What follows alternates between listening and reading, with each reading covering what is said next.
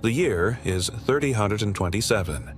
Human exploration has reached beyond the known solar system, seeking out new worlds and new life. But one planet in particular has stumped explorers for centuries. It's a planet locked in permanent night, shrouded in an atmosphere so thick that not even light could penetrate it. Sensors, however, detected impossible energy readings, so the bravest explorers descended into its dark depths. What they saw was a sprawling city of towering obsidian structures that seemed to glow with a light of their own.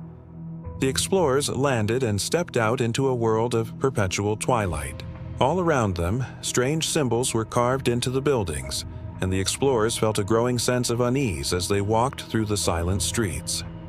Suddenly, the shadows around them began to move on their own, twisting and turning in ways that defied the laws of physics.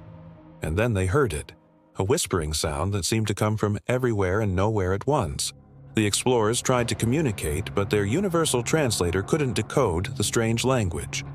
All they could make out were the words, "Leave, leave now." But something compelled them to stay. Perhaps it was the very fact that they weren't supposed to be there, that they were trespassing on a world that had been hidden from human sight for so long. Or perhaps it was the city itself, with its silent streets and whispering shadows, beckoning them deeper into its embrace.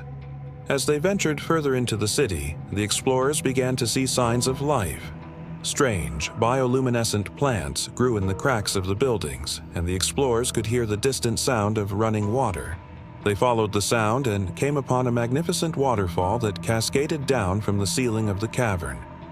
And then, as they stood there watching the water trickle down the rocks, the city's lights began to pulse all at once, as if it were some kind of gigantic, malevolent heartbeat. The ground trembled beneath their feet, and the explorers knew that whatever this place was, it was not happy with their presence. They turned to run, but it was too late. The darkness that had been their guide had turned against them.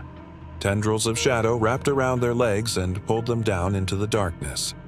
The explorers screamed, but their voices echoed unanswered in the vast cavern. And so it was that the city claimed its newest victims, adding their souls to the darkness that had consumed it so long ago.